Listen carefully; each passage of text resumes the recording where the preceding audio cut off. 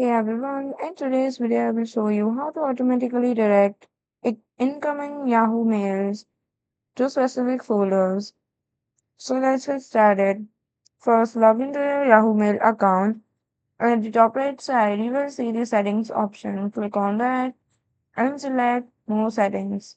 Now, in the left hand side, here you will see several options. Click on filters and then click on add filters.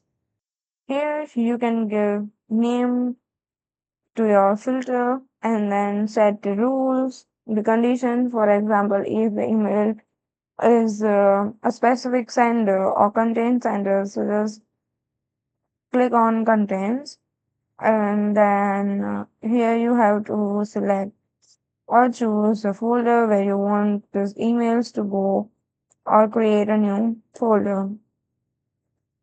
Then when finally you are done with all of this, click Save. From now, any email that match your filters rules will automatically go to that folder.